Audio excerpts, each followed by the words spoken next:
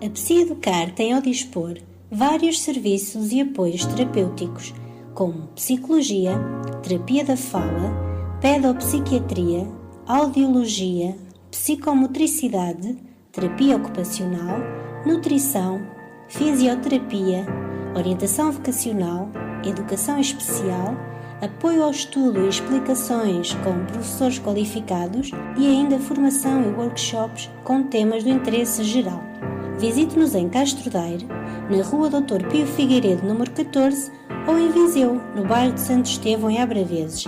Contacte-nos ainda através do 963 453 563. Estamos então por cá hoje um pouco atribulados, que está estes desafios matinais, mas estamos então de regresso. Vamos falar de saúde, vamos então hoje receber a doutora Ana Gomes, que é terapeuta ocupacional. Saudamos também a doutora Marisa Pinto, que vai estar aqui também a falar de uma outra valência que a Psi-Educar tem em Castro Daire. E vamos agora falar precisamente, e para início de conversa, da terapia ocupacional. E eu pergunto, o que é isto, doutora Ana? A terapia ocupacional é uma profissão na área da saúde, centrada na pessoa e com enfoque na promoção da saúde e do bem-estar através da ocupação. Ou seja, o principal objetivo da terapia ocupacional é capacitar a pessoa para a ocupação. E entende-se por ocupação todas as atividades que nós realizamos no nosso dia-a-dia. O processo terapêutico passa pela avaliação, o tratamento e a habilitação dos indivíduos que possuem qualquer tipo de limitação, quer seja uma limitação a nível físico, a nível mental, social, desenvolvimento, entre outras, e são utilizadas técnicas terapêuticas integradas em atividades com o objeto, consoante o nosso objetivo, aquilo que queremos alcançar, e com o intuito principalmente de promover a autonomia e a independência em todas as atividades, nomeadamente as atividades de vida diária, que inclui a alimentação, a higiene, os cuidados no vestir, o despir, etc. E também ao nível do lazer e da produtividade. A doutora Ana, particularmente e diferentemente do que as suas colegas se referiam, falou no indivíduo e não na criança.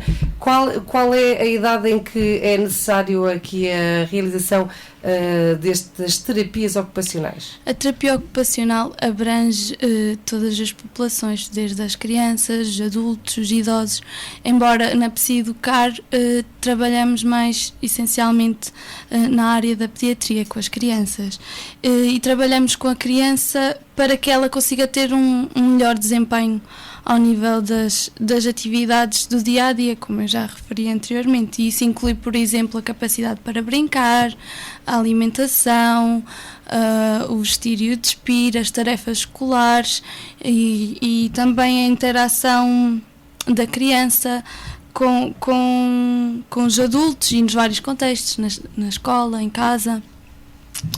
E pronto, fazemos uma avaliação com a criança, onde avaliamos as várias competências, podem ser as competências sensoriais, perceptivas, cognitivas, físicas, e que estão a influenciar o desempenho da criança nessas mesmas ocupações.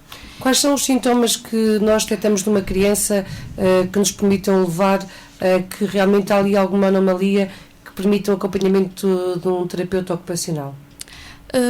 As crianças podem apresentar algumas patologias, como atrasos de desenvolvimento, dificuldades de aprendizagem, também ao nível dos déficits de atenção, hiperatividade e autismo, as perturbações do espectro do autismo e etc. E normalmente nessas patologias existem sempre dificuldades que a criança pode vivenciar e que indicam que beneficiaria da terapia ocupacional. E são, por exemplo, se as crianças não conseguem ter ideias para brincar, se não conseguem utilizar os brinquedos para brincar, por exemplo, crianças que também caem frequentemente e que estão sempre a tropeçar e a esbarrar contra os objetos. Também ao nível da aprendizagem, como eu falei nas tarefas escolares, crianças que têm dificuldade em aprender os conceitos, também ao nível da escrita, ao nível dos grafismos, crianças que por exemplo, não conseguem pintar dentro dos contornos, e mesmo ao nível da escrita propriamente dita e do traçado, de realizar o desenho e mesmo a figura humana. Depois também a nível motor global, as crianças que têm dificuldades em correr, em saltar e na coordenação do movimento, e também se não têm um movimento fluido e ritmado. E depois, claro está, se a criança também apresenta dificuldades em realizar as ocupações do dia a dia, se já deveria comer sozinho e não consegue, se já deveria ajudar no vestir e, por exemplo, não consegue abotoar o casaco. Também como é que pode de intervir, brincar. como é que uma terapeuta ocupacional pode intervir ou ajudar a melhorar uma criança, por exemplo, que não se despe e não se veste sozinha com 7 anos? Então, por exemplo, podemos adaptar, depende também das limitações que a criança apresenta. Se for a nível de uma componente física, podemos adaptar a atividade, também é uma das abordagens da terapia ocupacional, é arranjar e confeccionar produtos de apoio que facilitem a atividade. Depois, dependendo também, pode ser a nível da praxis motora, podemos treinar as capacidades motoras e fazemos um treino mesmo das atividades de vida diária propriamente dita, e treinamos mesmo a atividade do vestir através do abotoar dos botões, por exemplo, do atar os atacadores e pronto, fazemos o treino da atividade e também das componentes e das competências que são necessárias para atingir essa atividade. Por exemplo, se a criança não consegue abotoar os botões, para além de treinarmos a atividade, podemos arranjar diversas atividades ao nível da motricidade fina para treinar os movimentos finos da mão, para que a criança depois posteriormente consiga realizar a atividade de forma autónoma. E no brincar? É normal, ou melhor, quando é que é um alerta que uma criança não consegue? Quando é que nós percebemos de facto que a criança não brinca? Porque uma criança, por exemplo, com 3 anos tem uma forma diferente de estar, não é? Sim. Ou estamos apenas a falar de casos de patologias já muito específicas, não numa criança normal isso não acontece?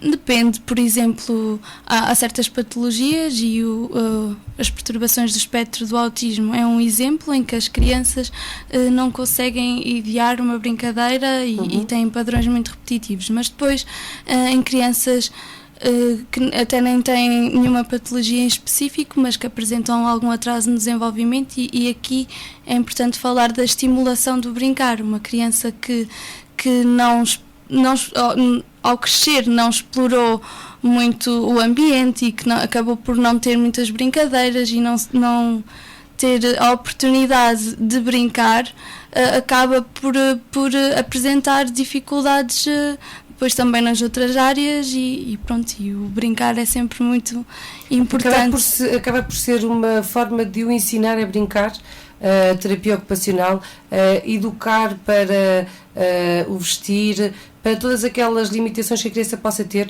acaba por conseguir reunir estratégias que permitam melhor encaminhar essas crianças para que elas possam ser mais autónomas? Sim, porque aliás estamos a trabalhar com as crianças e uma fonte de motivação é o brincar, é através do brincar que nós vamos conseguir trabalhar com as crianças, então o brincar é mesmo um fator muito importante para o desenvolvimento de todas as competências e desde que nascemos é através de explorar o meio, os brinquedos, é através do brincar que nós vamos realizar todas as nossas aprendizagens e conhecendo o meio envolvente e as outras pessoas, e é quando começamos também a interagir com o outro.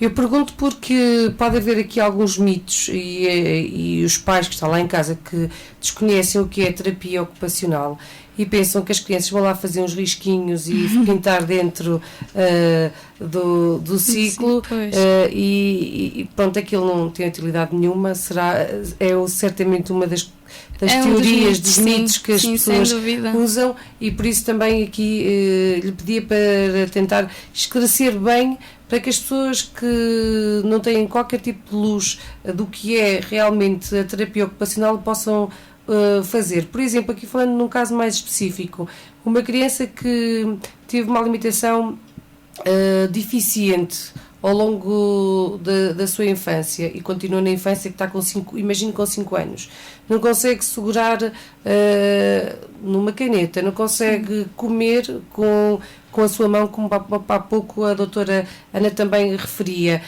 Neste caso específico, qual é a intervenção, qual é a terapêutica que a doutora Ana vai aplicar nesta criança? Estamos a falar de uma criança de 5 anos, não caminha muito bem, fala muito mal, mas é uma área que já é da sua outra colega, a doutora Jana Lopes, que esteve connosco ontem. Depois também acaba por ser aqui uma série de valências, não é, doutora Marisa? Sim, que se vocês têm, complementam. que vão ajudando também a que aquela criança possa ser acompanhada com todas as dificuldades que tenha, mas com todos os profissionais também disponíveis para ajudar e a reunir aqui uma melhor forma para que essa criança esteja bem. Qual é aqui, a criança chega às suas mãos e qual é o seu plano imediato? Tem que fazer uma avaliação, não é? Sim, claro. Primeiro faz-se a avaliação e das várias competências, como já referi, por exemplo, as competências também cognitivas, para perceber se calhar se a criança não se consegue alimentar porque a nível da ideação e da praxis motora não consegue saber que tem que usar o talher.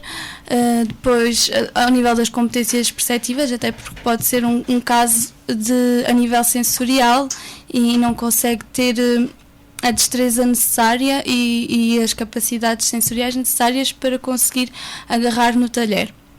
E são avaliadas todas essas competências e depois é realizado um plano de atividades, que neste caso poderia incluir o treino da atividade em si, como o treino das AVDs, das atividades de vida diária, o treino da alimentação em si, mas depois também poderíamos usar técnicas e atividades que promovam, lá está, a apreensão do talher e os movimentos a nível da motricidade global, para que a criança consiga levar o talher à boca e conseguir alimentar-se sozinha.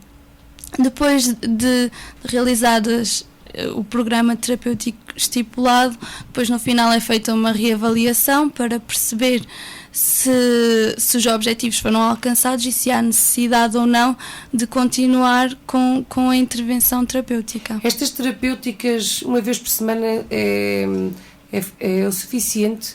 Eu estou a ouvi-la e estou já a imaginar o que é toda essa terapia. Porque eu imagino uma criança com as limitações que eu aqui desenhei, quase aqui no extremo, uma vez por semana será se calhar pouco para se poder ver resultados quase imediatos, não é?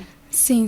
Eu penso que deveria ser algo mais regular, mais vezes por semana, mas é impossível muitas das vezes que assim seja, porque é necessária uma estimulação constante das competências, mas depois aqui também acabamos por dar estratégias à família e tem que ser um trabalho muito... Em cooperação, não é? Sim, em cooperação com a família, para que estas competências sejam sempre estimuladas em contexto em casa, mas também ao nível da escola. Também é importante haver uma colaboração com os professores para que haja uma estimulação destas competências. Mas a doutora Ana, pela experiência que tem, entende que a família consegue de facto implementar essas terapias em casa, ou resulta muito mais quando está no consultório a criança consigo? Depende também da família. Há famílias que são mais cooperantes e que acabam por ser mais preocupadas talvez não seja a palavra certa, mas que acabam por estimular mais essas competências. Eu acho que se calhar é melhor uma intervenção mesmo no contexto, ou neste caso no contexto de escola ou no contexto de casa, porque é o ambiente onde a criança está mais tempo, e como eu referi há bocado, os fatores ambientais também podem impedir o desempenho da criança nas ocupações. Até porque a doutora Ana simula, por exemplo, a criança comer uma sopa, não é? Exatamente. E em casa tem que a comer. Exato. E vai ter que fazer mesmo os movimentos e tentar acertar com a boca, não é? Claro, sim. Portanto, aí também é importante que a família esteja presente e ajude a criança. Sim, sem dúvida. A doutora foi falando aí num palavrão, um semi-palavrão, que era a integração sensorial, e eu gostava que explicasse numa linguagem mais perceptível a todos nós o que é isto. Pronto, a integração sensorial é a capacidade que nós temos de integrar as informações do nosso meio, do meio que nos rodeia. E nós recebemos essas informações através dos nossos sentidos, como, por exemplo, o olfato, o paladar, a audição e etc. E depois essas informações são integradas por nós, pelo nosso cérebro, para produzir uma resposta eficaz. Um exemplo prático disto é, por exemplo, nós estamos a confeccionar um bolo, vamos a retirar o bolo do forno e está muito quente. Colocamos a mão no forno. O que é que acontece? O tato dá-nos a informação que está muito quente, o nosso cérebro interpreta essa informação e o que acontece é que deitamos o bolo para o chão, não? Vamos retirar a nossa mão para não nos queimarmos. Isto é um exemplo de integração sensorial. E depois esta integração, este processamento sensorial irá afetar todas as áreas da nossa vida, porque usamos em quase todas as atividades que nós desenvolvemos. A terapia ocupacional nas crianças é mais fácil trabalhar que nos adultos? Também tem alguns utentes, alguns doentes adultos que também necessitem destas terapias? Para já não estou a trabalhar nessa área, mas sim, é possível, nomeadamente adultos, quer seja que tenham tido algum AVC, algum traumatismo crânioencefálico, também trabalhamos ao nível das lesões ortopédicas. Por exemplo, um doente que tenha tido um AVC, é fácil voltar a reeducá-lo para colocar, até porque depois também a movimentação ficou limitada, não é? Fica bastante afetada. Ou arranja-se estratégias para que consiga fazer isso ao jeito e à possibilidade que vai adquirir ali naquele momento, depois de ter sofrido aquele AVC? Depende, lá está, do grau da lesão. Há casos em que é possível reeducar funcionalmente um membro afetado e há outros casos em que a evolução não irá ser muito grande. E aí, voltando um bocadinho aos produtos de apoio, temos que adaptar as atividades e se calhar a pessoa não vai conseguir ser completamente autónoma, como seria anteriormente a ter ocorrido o AVC, mas podemos tentar que seja o mais autónoma possível, usando, por exemplo, talas, podemos confeccionar talas e também adaptar os talheres. Há aqueles talheres com os cabos engrossados, há também os pratos com rebordo, que é para facilitar a tarefa e a atividade. Eu ia precisamente falar disso porque diz confeccionamos, vocês usam equipamento que vos permite depois adaptar a cada situação. Tem esse tipo de equipamento que possam permitir vender, ou não sei como é que funciona, a essas pessoas que precisem desse tipo de equipamento extra, esses talheres mais grossos, esses pratos com rebordo, como há pouco referia. Vocês têm esse material ou é fácil de adquirir esse material?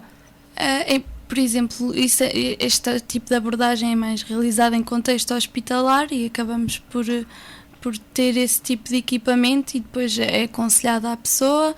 Ao nível dos talheres é mais fácil porque podemos utilizar, mercado, e mesmo no trabalho com as crianças, podemos utilizar materiais de baixo custo, alternativas ao talher em si, porque nem sempre há a possibilidade a nível financeiro para comprar esses equipamentos, mas há sempre uma alternativa. Porque eu já vi em tempos também um objeto que se adaptava a um lápis.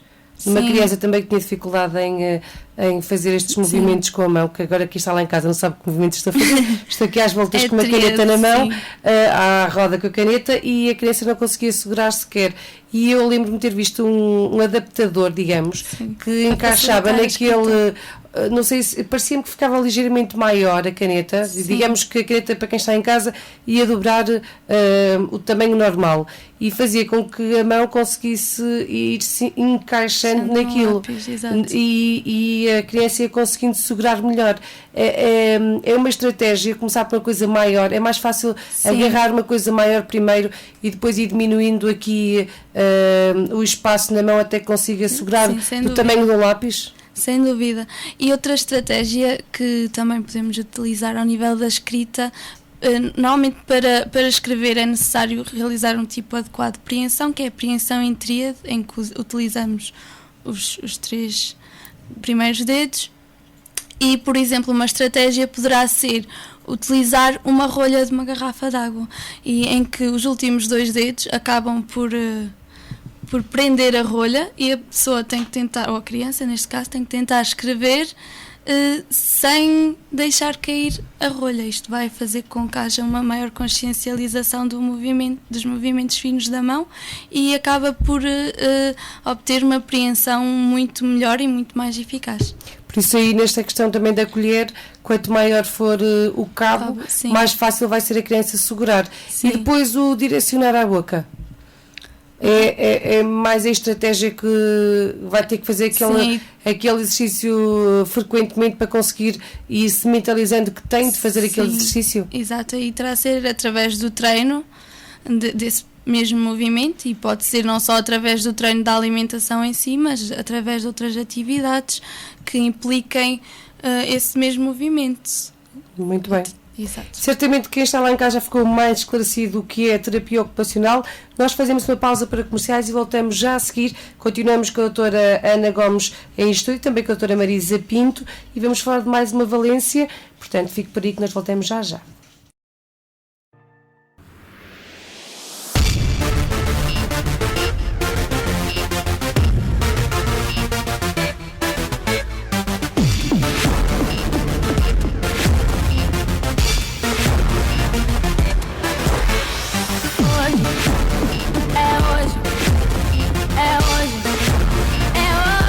E continuamos então deste lado. Estes são os desafios matinais. Só agora chegou a nossa sintonia. Somos a Rádio Limite, a emitir desde Castro Daire.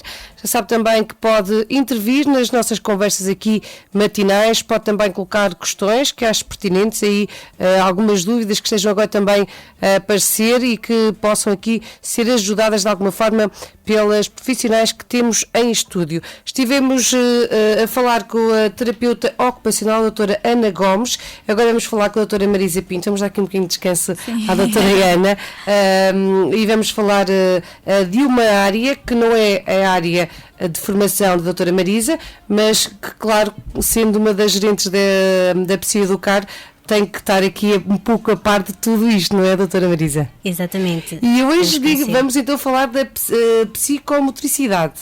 Exatamente. E vamos saber o que é isto. O que é este grande palavrão? Pronto, então psicomotricidade. Eu venho aqui representar a doutora Joana Santos, que não pôde estar presente. A psicomotricidade é basicamente uma terapia que trabalha então o pensamento, os problemas de desenvolvimento, maturação psicomotora, competências afetivas, cognitivas, que interferem na aprendizagem e no comportamento através do movimento e da expressão. Ou seja, a terapia ocupacional, apesar de também trabalhar aqui estas questões, a psicomotricidade é mais específica e mais especializada na questão do movimento e na expressão através do movimento acaba por trabalhar comportamentos que estão relacionados com o movimento da criança, do adulto ou do idoso também. Porque qualquer criança precisa de se movimentar para estruturar o seu pensamento, porque através do movimento, através do tocarmos nas coisas, essa informação é dada também ao nosso cérebro e acabamos por organizar o nosso pensamento e as nossas ideias através do movimento e desse mesmo toque. A psicomotricidade utiliza aqui a terapia psicomotora, que procura através então do movimento e das diferentes possibilidades de ação, das diferentes formas que a criança tem de se movimentar. Eu falo criança porque acaba por ser a população que mais intervimos aqui na Psicoeducar, crianças e jovens, e a criança criança acaba, através do movimento, por ter consciencialização do seu próprio corpo, da sua força, das suas dificuldades, e assim acaba por adquirir um autocontrolo, regulação das suas emoções, do seu movimento, que permite depois a aquisição de estratégias para modificar comportamentos que queremos aqui que sejam eliminados ou trabalhados ou diminuídos também. Ou seja, o psicológico está aí, é o fator que é mais intervencionado.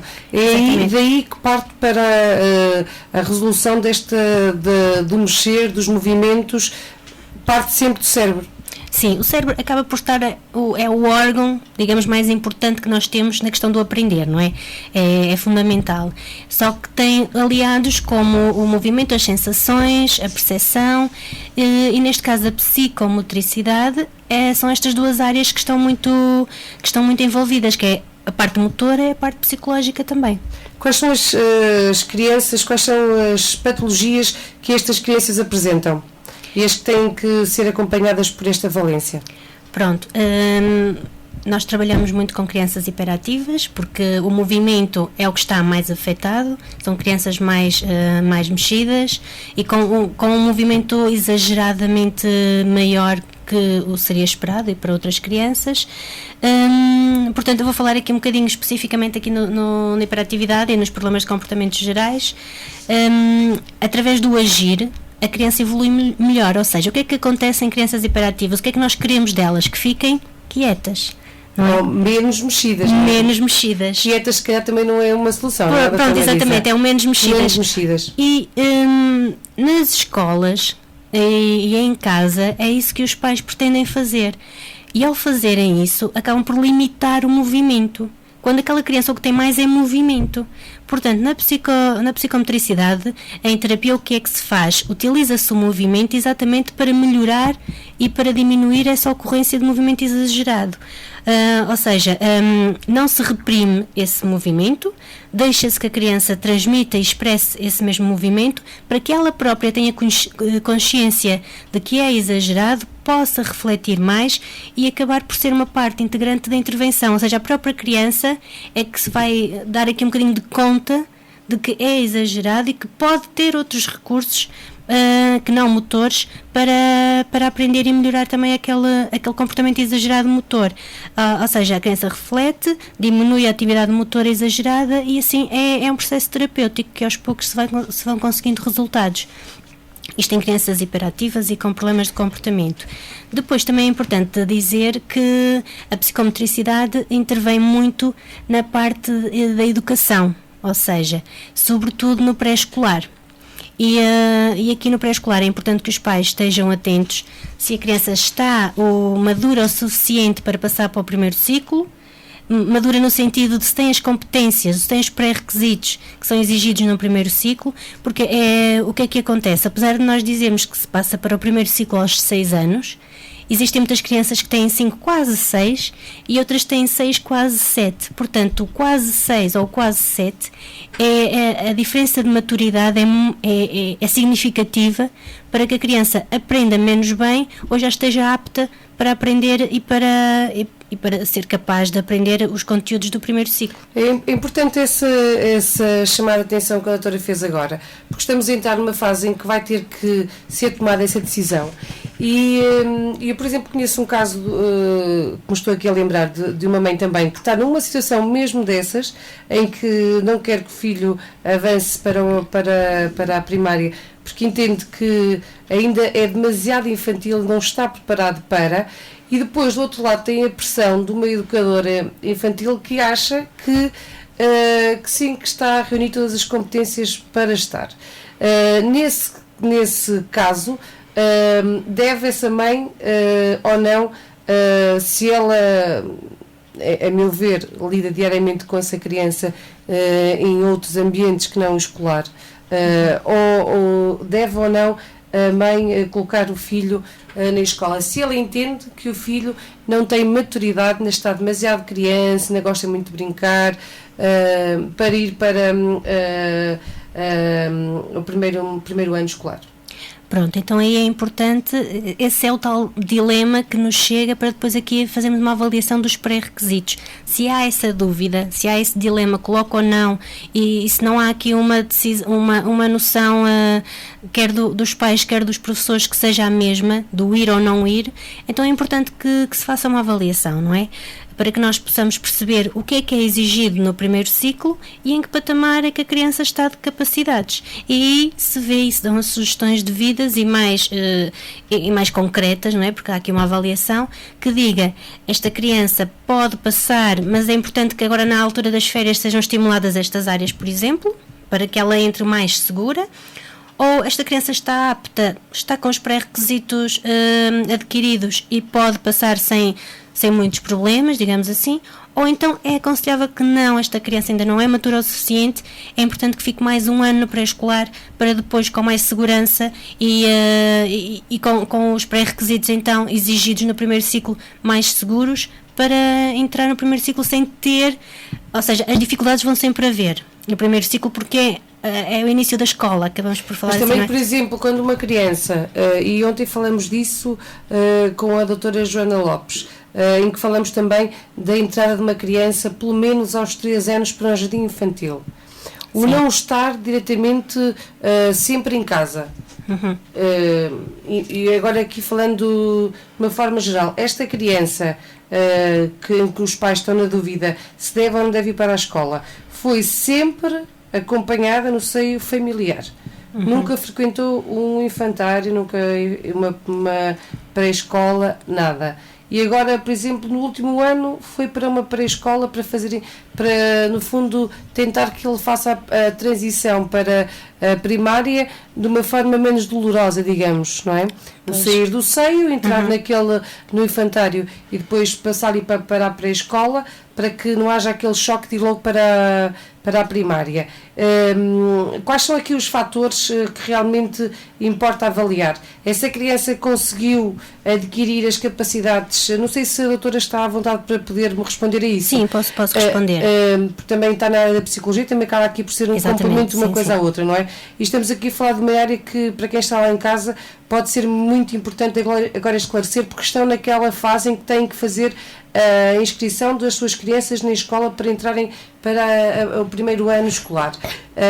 Quais são as valências fundamentais, as capacidades fundamentais que a criança tem de ter para podermos dizer assim, digamos que aquela mãe que está agora na dúvida, que eu dizia que é um caso que eu conheço, que está na dúvida, apesar de achar que não, e ter uma professora a dizer que sim, e ela continua a entender que não, pelo conhecimento que tem com a criança, quais são as capacidades que ela tem que avaliar como mãe, e agora estou a falar não como professora, porque são capacidades que são captadas de forma diferente, não é? Sim. São áreas diferentes, que aquela mãe tem que perceber e compreender se o filho tem ou não, para poder então ir para o ensino para a primária. Pronto, antes de mais, aí muitas vezes os pais não têm a sensibilidade técnica de perceber se a criança está ou não apta, porque existe aqui então as especialidades de psicomotricidade, psicologia, entre outras valências, que permitam perceber com mais clareza e de uma forma mais técnica se aquela criança está ou não apta. Eu vou explicar aqui um bocadinho qual é o processo de avaliação que nós fazemos para ver se a criança está apta então para o primeiro ciclo, mas referir aqui que uma educação pré-escolar, uma vez que a mãe colocou o miúdo há pouco tempo, miúdo ou a menina, a criança, há pouco tempo no pré-escolar, é importante aqui referir, como dizia a doutora Joana ontem, a educação pré-escolar é prevenção para a redução do insucesso escolar, ou seja, é uma segurança extra para que o insucesso escolar não exista naquela criança ou não se desenvolva como noutros casos e, portanto, é uma prevenção para uma melhor aprendizagem na criança no primeiro ciclo. Portanto, muitos pais chegam-nos com a queixa de que o filho não aprende, o filho não se adapta, mesmo no pré-escolar não se adapta, apesar de ter até capacidades cognitivas que lhe permitam a isso e são aptas para aprender, mas muitos pais não sabem o porquê. E daí ser importante a avaliação, porque lá está, a parte técnica não existe nos pais, mesmo sendo professores não existe. Aqui, podem alguns já estar mais informados, mas é importante aqui que técnicos especializados nestas questões avaliem minuciosamente para verificar até que ponto é normal, é esperado, porque por muito que os pais ou professores tenham noção de que aquela criança ainda não está apta, tem que haver aqui uma norma, ou seja, a criança está dentro desta norma, consegue fazer isto dentro do esperado, ou ainda não, ou está mais acima, depende. Portanto, há aqui determinadas situações que têm que ser avaliadas. A nível da psicomotricidade, avaliam-se os obstáculos psicomotores. Por exemplo, a criança tem noção da lateralidade, a direita, a esquerda, sabe o que é a sua direita, a sua esquerda, a direita do outro e a esquerda do outro, porque são diferentes, não é? Se eu olhar agora para cá e pedir para levantar a mão direita, não vai levantar a do mesmo lado que a minha, não é? Vai levantar do lado oposto, exato, porque está virada para mim. E há que ter esta noção, esta abstração do meu corpo, do corpo do outro, é uma das noções básicas para a entrada no primeiro ciclo. Porquê? Porque o desenhar da letra requer essa mesma lateralidade. O B, o P tem a barriguinha para um lado, o D tem a barriga para o outro, ou seja, é importante que a criança diferencie o esquerdo e o direito para conseguir depois ter esse sucesso a nível da escrita e da aprendizagem das letras também. A desorganização perceptiva ou motora, como a doutora Ana falava há pouco, a nível das grafias também, fazer aqueles grafismos, eu costumo dizer que são parecidos aos cabos dos telefones antigos, aqueles enrolares assim, a criança desenha-se e ela tem que continuar e muitas vezes não tem noção que tem que dar aquela volta para baixo ou para cima, isso pode ser um sinal também de alerta. Por exemplo, quando a criança não sabe coordenar a noção do próprio corpo, com a noção do espaço, do tempo, saber que tem aquele espaço e se pode movimentar naquele espaço, por exemplo. Ou seja, diferenciar a esquerda e a direita também é um sinal a ter em conta, distinguir letras, distinguir números, saber ordená-los, sequenciar, memorizar. Podem ser aspectos que nós pensamos, ok, mas isso só no primeiro ciclo. Não, a criança já tem que estar preparada pelo menos para saber algumas bases, algumas noções destes aspectos para poder estar com mais segurança no primeiro ciclo. Daí que a entrada aos 3 anos no pré-escolar é fundamental para começar a adquirir desde cedo estas contagens, porque os pais muitas vezes até podem ensinar em casa. Claro que sim, pode ir com a maturidade suficiente para a entrada no primeiro ciclo, mas o pré-escolar está sempre mais especializado para isso, não é? E portanto é importante que entre aqui no terceiro, aos 3 anos. Estamos aí a avaliar as capacidades cognitivas da criança, mas depois as capacidades comportamentais são também um fator muito importante em ter em consideração, ou não? Sim, também. Porque, por exemplo, na escola a criança pode conseguir fazer as letras já mais ou menos desenhadas, porque ali na naquela pré-escola, antes de ir para o primeiro ano, já começam a querer ensinar as crianças a fazer os redondos e essas coisas assim. Pode até conseguir, como dizia a doutora Ana, fazer a linha direitinha, fazer um redondo e essas coisas todas. Mas depois, por exemplo, não for capaz de se vestir, de se despir, por birra, por autonomia, essa autonomia, não por ter uma deficiência cognitiva ou ter uma patologia qualquer que identifique isso, mas porque a criança é demasiado dependente, ou por mimo, ou por uma série de coisas que agora nem vem muito para o caso, mas por algum fator a criança não é capaz de comer sozinha, ou é preciso estarmos ali a dar de comer à boca, ou é preciso obrigarmos a despir, é preciso vestirmos e despirmos. Estamos a falar de uma criança que está com 5 para 6 anos, não é? Que é esta idade, é agora até setembro que tem que fazer a inscrição dessas crianças. Essa criança, apesar de ter conseguido aqui as capacidades todas cognitivas, conseguir compreender o direito e o esquerdo, está preparada para ir para o primeiro ano? Depende. Eu quando falo aqui a questão das capacidades cognitivas nem sempre influencia estas dificuldades, ou seja, a criança, como eu disse há pouco, pode ter as capacidades cognitivas, por alguma razão não faz aquela atividade, e aí tem a ver com a parte motora, da segurança, da noção, da percepção.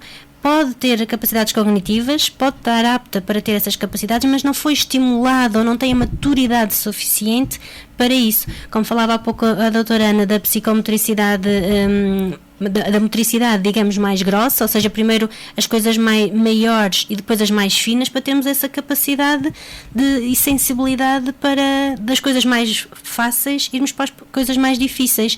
Daí que as crianças, numa fase mais precoce, também a nível de legos, são os legos maiores, mais grossos, mais fáceis de encaixar, e depois começa-se para os legos mais finos, porque ela já tem a capacidade de pegar com força suficiente, ter a noção de que tem que ter uma determinada força para pegar naquele objeto e tem que ter uma outra força para encaixá-lo naquele objeto semelhante. E não podemos logo de início dar estes tipos de brinquedos às crianças por alguma razão, porque elas não têm a maturidade suficiente.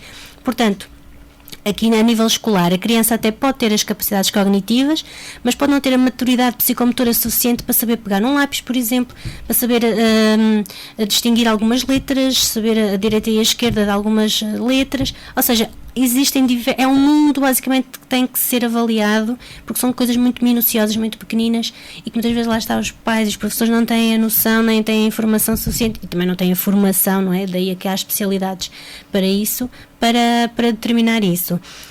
Mesmo a nível do controle do braço, o saber que força usar para desenhar uma letra. Nós vemos muitas crianças que até podem ser vistas como agressivas porque fazem ali uma linha muito grossa, e se formos avaliar a nível psicológico também pode ser um indicador de agressividade também, mas tem que se ver se é ou não, ou se é a maturidade psicomotora que não está ali bem estimulada para que a criança perceba que não precisa fazer tanta força, pode fazer menos força, mas quando faz força e não tem noção é porque ainda está a conhecer o próprio corpo, está a conhecer a força que tem. Muitas vezes existem queixas no pré-escolar que as crianças se mordem e se batem umas às outras. Elas não têm noção que têm aquela força e acabam por bater, mas não é a intenção delas bater. Às vezes queria fazer umas festinhas, mas bateu porque não tem noção da força, não é? Portanto, é essa maturidade, essa consciencialização do que é que eu sou, o que é que o meu corpo é capaz, e ajustar e controlar a sua força e os seus movimentos para fazer as coisas de uma forma mais adequada possível. Portanto, aos 5 anos, quase 6, não é? Faz toda a diferença se a criança não tiver a maturidade suficiente, porque vai ter mais dificuldades no primeiro ciclo, porque é exigido que ela já tenha alguns requisitos adquiridos antes de entrar para o primeiro ciclo. Daí que nós fazemos esta avaliação dos pré-requisitos do primeiro ciclo para determinar se está apta, se há aqui alguma situação que precisa ser estimulada, e até pode ser estimulada nas férias, por exemplo, ou se de facto é melhor esperar mais um ano.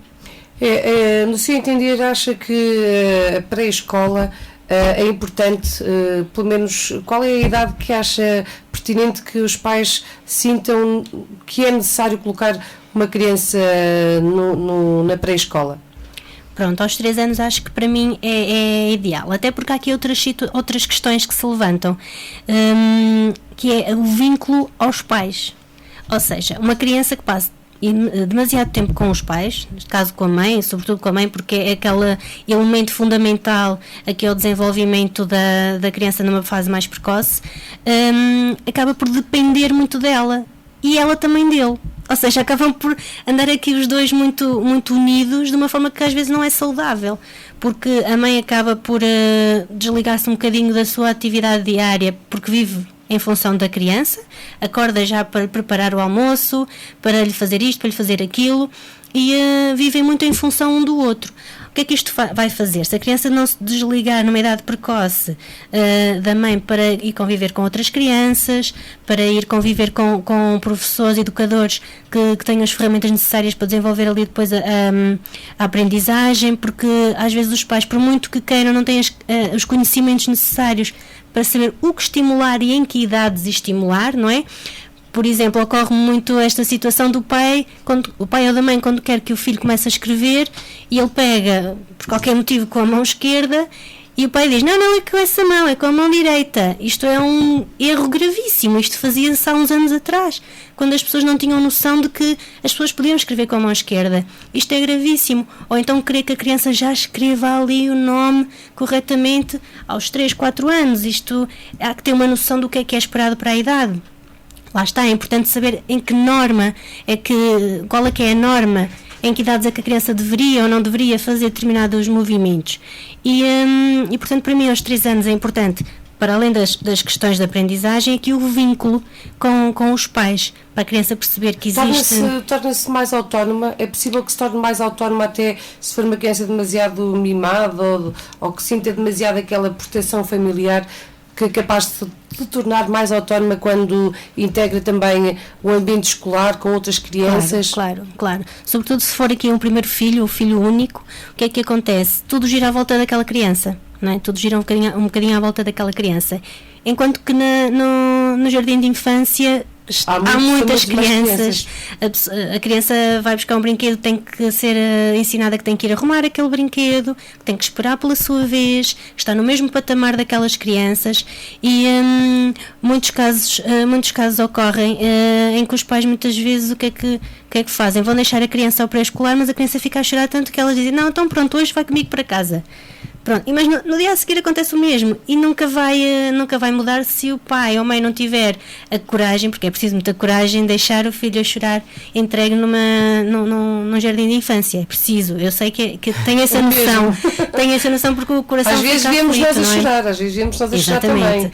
Mas é importante. Mas é importante. Quando a necessidade também obriga, não há volta a dar. É muito importante, até porque a criança vai adquirir ali a noção do outro, dos pares. É fundamental que uma criança conviva com outras crianças, e ter noção, os pais terem aqui um bocadinho a noção de que as crianças fazem muitas fitas para não ir para a escola, inventam aquelas doenças, dói a barriga, dói a cabeça, estou mal disposto, porque sabem que isso vai funcionar, porque o pai vai ceder, a mãe vai ceder, e então naquele dia não há escola, ou não vão ao jardim, pronto, porque preferem ficar em casa. Claro que a atenção que têm em casa é muito maior do que aquela que têm no jardim.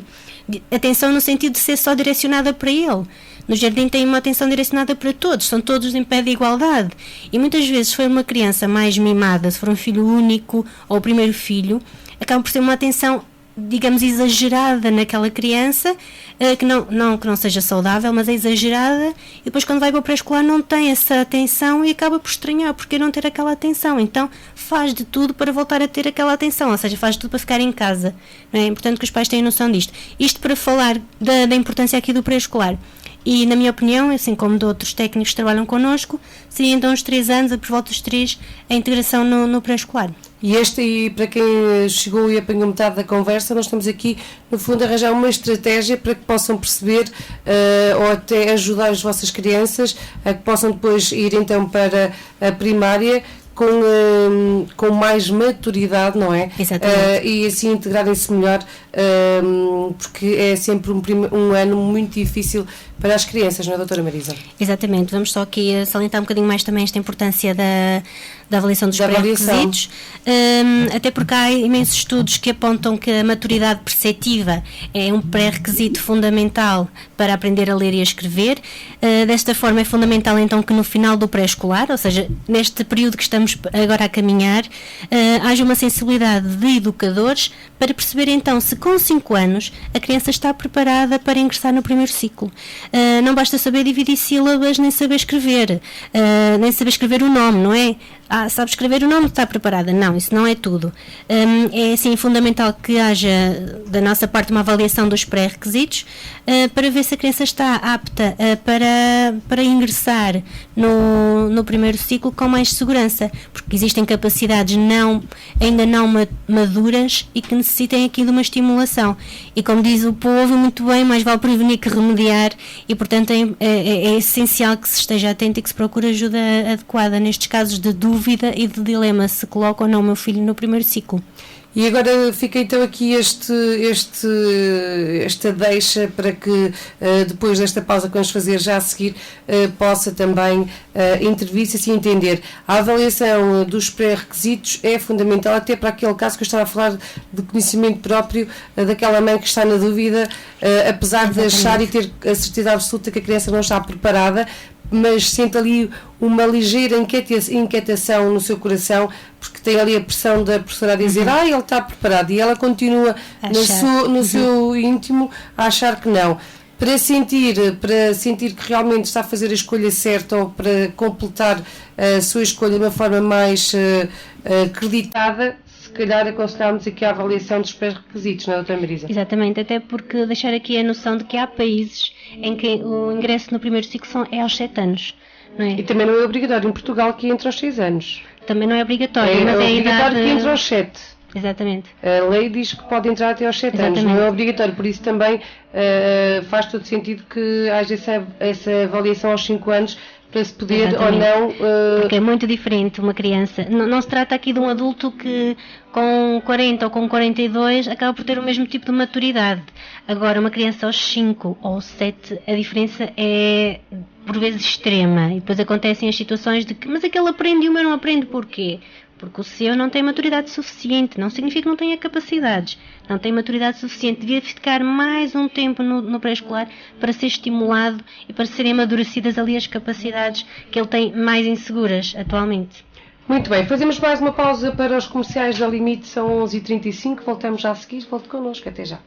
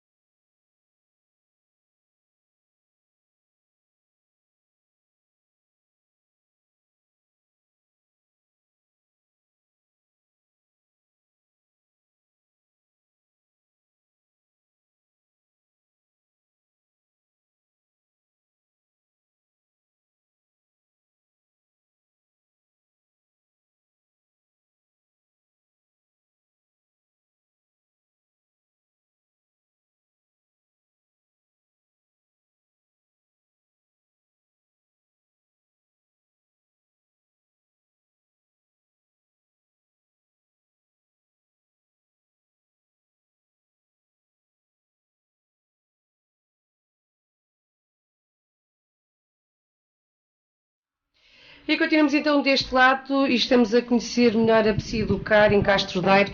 As suas valências, e são muitas, estão aqui em Castro Daire para ajudar melhor e também esta semana para o ajudar a compreender estas valências que estão aqui ao seu dispor. Tentar também desfazer alguns mitos, não é, doutora Marisa? Era importante também aqui ajudar a terminar com alguns mitos em relação a estas terapias que não eram tão conhecidas e que agora já começam a ser muito mais faladas, não é, doutora Marisa? Exatamente, até porque esse esclarecimento vai ser importante no sentido de saber para quem encaminhar, qual o técnico mais especializado naquele tipo de dificuldade, naquele tipo digamos assim, de perturbação, e mesmo que muitas vezes não vá para o técnico especializado, nós em equipa verificamos para onde direcionar aquela criança, aquele caso, não é? Nós trabalhamos muito em equipa, sobretudo nos mais pequeninos é importante que tenham apoio, neste caso terapia da fala, psicologia, são casos que são as valências que têm mais casos em comum, porque acabamos por trabalhar uma criança com dificuldades específicas, mas também o psicometricista e o terapeuta ocupacional acabam por fazer também um trabalho em conjunto dependendo da situação. Em relação aos mitos, é importante, lá está, que as pessoas estejam informadas, porque na questão da terapia ocupacional, como eu dizia ontem, julga-se que vão fazer umas pinturas, vão fazer umas caixinhas, umas flores em papel, por exemplo. É muito esta noção daquilo que muitas vezes nós perguntamos às pessoas e elas nos vão dizendo que acham que é isso. Da psicologia, como já falei, é para os malucos. Não é? É outro dos mitos, não é? Vão lá fazer uns choques elétricos e ficam bem. Não tenho esse equipamento, infelizmente. Na terapia da fala é o não falar bem.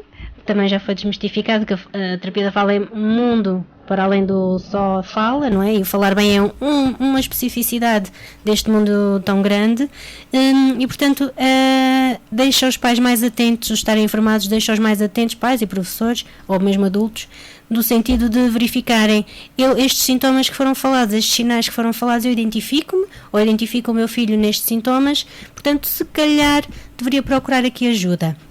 Em relação à psicomotricidade, vou também indicar aqui alguns casos mais frequentes e alguns sinais de alerta e sintomas, neste caso que os pais devem estar alerta. Quando a criança apresenta dificuldades de aprendizagem, quer a nível da leitura, da escrita e do cálculo, podem ser dificuldades cognitivas, como podem não ser dificuldades cognitivas, mas sim a nível da maturidade perceptiva motora. Quando apresentam agitação psicomotora, hiperatividade, problemas de atenção, dificuldades de concentração, problemas no comportamento em geral, dificuldade de gerir a ansiedade, agressividade, crianças que frustram por qualquer coisa, quando não aceitam um não, por exemplo, aí pode ser a parte da implementação de regras dos pais, mas também o controlo daquela criança que não está ajustado, porque ela não tem maturidade para se controlar, não é? Portanto, acaba por responder de uma forma agressiva, ou por vezes fazer aquelas birras, ou começar a chorar, e então é importante regular aqui também as suas emoções, e isso também vai afetar, ou vai determinar aqui o movimento e a parte motora da criança. Quando apresenta dificuldades na comunicação, na relação com os outros, dificuldades motoras, instabilidade, descoordenação motora global ou específica, se notamos que a criança anda ali de uma forma que não é o normal, não é? Que faz ali uma força exagerada ou uma força menos correta para fazer aquele movimento, problemas com o seu corpo, com a sua imagem corporal. Mais uma vez alertar-nos aqui para o direita à esquerda, não ter noção da sua direita, da sua esquerda, mas também da direita do outro, da esquerda do outro, mesmo ao desenhar. Se, por exemplo, num desenho, fazer muitas estas atividades com as crianças, desenha aí o pai ou a mãe, por exemplo, e se ela desenha os olhos num sítio que não é correto, se desenha o nariz mais acima que os olhos, pode ser muitas vezes aqui esta coordenação, esta noção, esta percepção que está afetada. Para além das crianças, o psicomotricista, assim como o terapeuta ocupacional, trabalham com todas as faixas etárias, e é importante também que se diga que nos idosos é uma população na qual o psicomotricista elabora aqui o seu trabalho, muitas vezes em conjunto com outros técnicos, como o fisioterapeuta, e também com o terapeuta ocupacional nas questões da vida diária, não é? O ser-se funcional nas suas atividades, o saber, por exemplo, ir pedir um café, fazer um troco, essas questões que para nós parecem tão básicas e que demoram pequenos segundos a fazer, para um idoso ou para uma criança ou para um jovem com limitações, podem ser uma dor de cabeça, e eles até podem já evitar de as fazer para não passar pela dificuldade que é em fazê-las. São também técnicos que trabalham aqui com idosos na parte dos AVCs, no Alzheimer, na reabilitação psicomotora, e portanto acho que deveria-se dar também um bocadinho mais de espaço a estes técnicos para integrarem nas equipas de lares, de centros de dia, por exemplo, até porque para além do jardim de infância, de escolas e das escolas que tenham um ensino especial, os psicomotricistas também atuam então nos lares, nos centros de dia, nas instituições para pessoas com deficiência, para residências de crianças e jovens, hospitais psiquiátricos, instituições de inserção social, associações desportivas, projetos municipais diversos e centros de atividades. Portanto, são vastas as valências em que o psicomotricista pode intervir e está apto para exercer o seu trabalho. Aqui também podia surgir algumas parcerias, não é, doutora Marisa? Exatamente, nesse sentido, até várias. porque nós estamos a falar, por exemplo, de instituições de lares que não têm capacidade financeira para ter um profissional dessa área permanente. Sim. E podiam tê-lo parcialmente em cooperação de uma forma negociável com a Psicoeducar, não é? Exatamente, nós ouvimos muito mais até o papel do terapeuta ocupacional nestes centros, no entanto muitas vezes estão dirigidos para populações específicas e outras populações dentro destes centros também precisariam desta resposta e não a têm. E daí é fundamental, dependendo dos casos, que o psicometricista também estivesse dentro destas instituições, com forma de dar resposta à população que necessitasse de algum tipo de intervenção aqui no sentido psicomotor. No Conselho temos algumas instituições desse género, no qual poderíamos até fazer esses contactos. É uma questão de nós, lá está, pensarmos, levarmos para casa a pensar, fazer algo mais seguro, mais concreto e sugerir. Mas faz de facto todo o sentido, até porque já estagiei em locais do género e sinto que há algumas lacunas, não propositadas, não com esse intuito, mas que existem ainda lacunas no sentido de ter os técnicos adequados e ter técnicos que trabalhem em determinadas áreas, que muitas vezes o que acontece por falta de recursos são outros técnicos, muitas vezes auxiliares. Fisioterapeutas também, não é? Sim, mas muitas vezes até são auxiliares que acabam por fazer o trabalho de técnicos. E o que é que acontece nesse caso? Nem sempre funciona bem. Nem sempre funciona bem e pode funcionar muito mal. Pode ser pior a emenda que o soneto, não é? Exato. Ao estarmos a remediar, acabamos por estar a piorar a condição do utente, não é? Porque um movimento mal feito, por muito que se queira até ali exercitar os movimentos, um movimento mal feito pode ter aqui consequências desastrosas para a vida daquele doente, até porque muitas vezes os auxiliares não têm a formação devida para trabalhar com certas dificuldades, e a paciência, sobretudo com idosos, é fundamental para se trabalhar corretamente. Porquê? Porque muitas vezes o idoso não vai ser colaborante, ou vai ser mais limitado, ou mais lento, e isso exige da parte do técnico uma paciência para estar ali à espera que quando ele consegue, pronto. E o que é que acontece?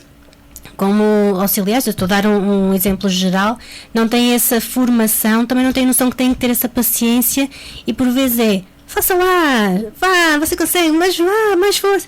E não é por não querer, é por não ter ainda a capacidade de tal maturidade, ou não está, a parte da reabilitação não está aqui a funcionar, e portanto não se pode exigir que quer criança, quer idoso, quer adolescente faça um movimento brusco porque o outro acha que ele consegue, mas na verdade ele não consegue. É preciso ter essa noção e essa formação. Daí eu achar que, assim como psicometricistas, terapeutas ocupacionais, e também muito fundamental os psicólogos, estarem nestas instituições, estarem também em algumas escolas, ou seja, que haja aqui uma equipa muito mais diversificada de técnicos que possam dar as respostas adequadas a toda a população. Pergunto à doutora Ana, agora em jeito quase de finalização, se houve algo importante na área da terapia ocupacional que não tínhamos aqui abordado e que ainda acho pertinente aqui falarmos em jeito de remate. Aqui, pegando um bocadinho no que a doutora Marisa falou, o terapeuta ocupacional muitas vezes acaba por ser confundido e muitas vezes substituído por outras áreas e são áreas que podemos completar, mas o trabalho que é feito é um trabalho totalmente diferente e acho que é importante falar nisso. E a terapia ocupacional tem objetivos totalmente diferentes dos outros profissionais. Neste caso da pediatria é mais confundida com a psicometricidade, mas como a doutora Marisa já falou, a psicometricista o seu foco é mais na metricidade, na aprendizagem do movimento para também potencializar a aprendizagem e as competências cognitivas, e o foco da terapia ocupacional, embora também podemos trabalhar algumas dessas competências, será sempre para a realização das ocupações e para um melhor desempenho nas ocupações.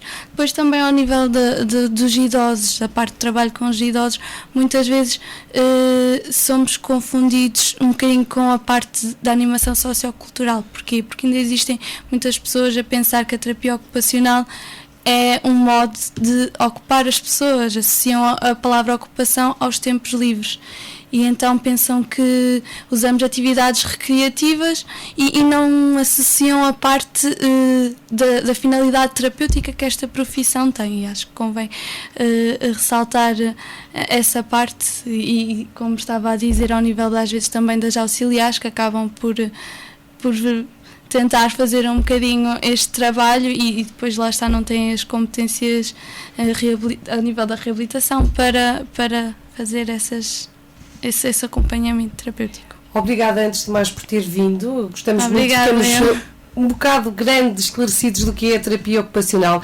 E agora, em jeito de remate, doutora Marisa, gostaria que falasse aqui de uma forma resumida das valências do que é Psiueducar e o que é que podem nos adiantar de projetos futuros.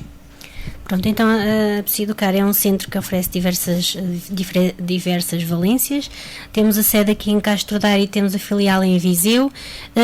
Temos valências como psicologia, terapia da fala, psicomotricidade, terapia ocupacional, pedopsiquiatria, nutrição, orientação vocacional, terapia familiar.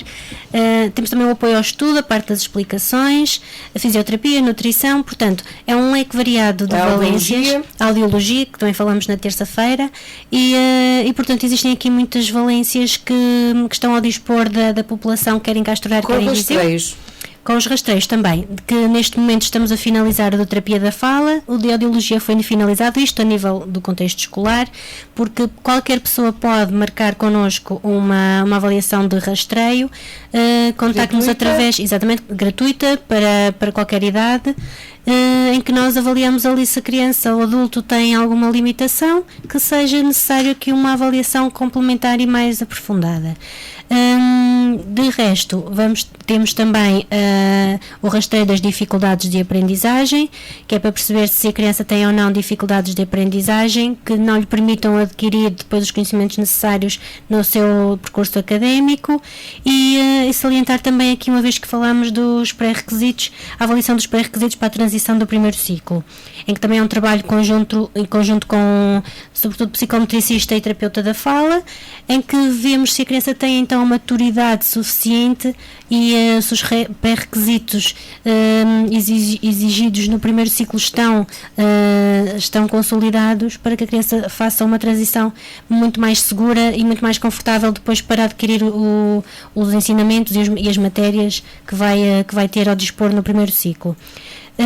De resto, também aqui fazer a menção aos nossos workshops que estão a decorrer a fase de inscrição.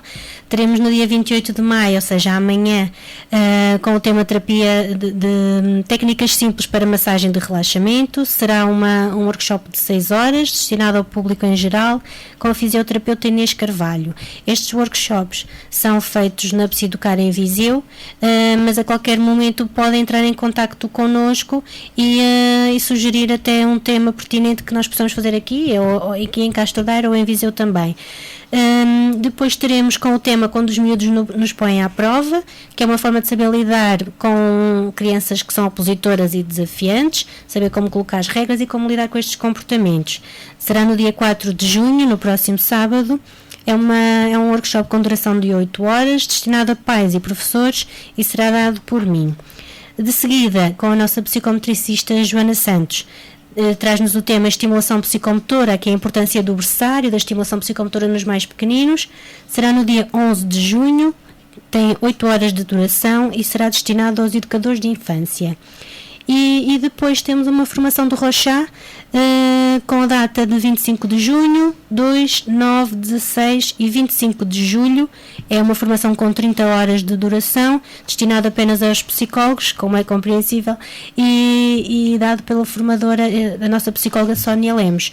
Portanto, também indicar onde nos podem encontrar no nosso site www.psiueducar.com, através do e-mail info@psiueducar.pt, no nosso Facebook, que acaba por ser um canal onde estamos mais perto das pessoas que nos seguem, facebook.com/psiueducar.lda, ou ainda no nosso blog psiueducar.wordpress.com, onde vamos colocando o livro do mês, algumas notícias importantes, algumas dicas e sugestões, e também é lá onde podem encontrar as inscrições para estes workshops próprios que acabei de referir.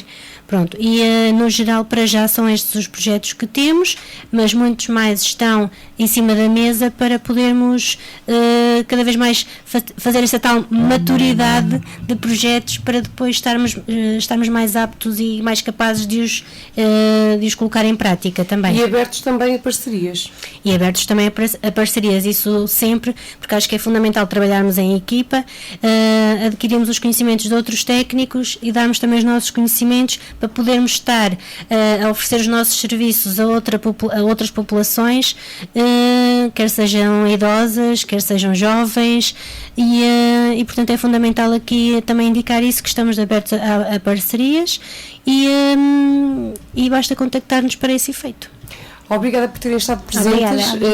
Nós, doutora Marisa, vamos adiantar aqui que a doutora Marisa vai estar mais vezes connosco. Vamos ter aqui, depois falaremos mais ao pormenor do que vai acontecer. Vamos aqui fazer também nós uma parceria com a PSIO do CAR, aqui em Castro Daire, com a presença da doutora Marisa, que depois vamos também dar a oportunidade às pessoas que estão lá em casa de colocar algumas perguntas a temas que vão ser aqui abordados pela doutora Marisa Pinto. Quanto a si, obrigada por ter estado também desse lado. Já sabe que logo mais há discos pedidos às 4 da tarde aqui na Limite, e já a seguir acompanho toda a informação com o Francisco Avinha. Fica tudo dito por agora, fique na nossa companhia e tenha um bom fim de semana.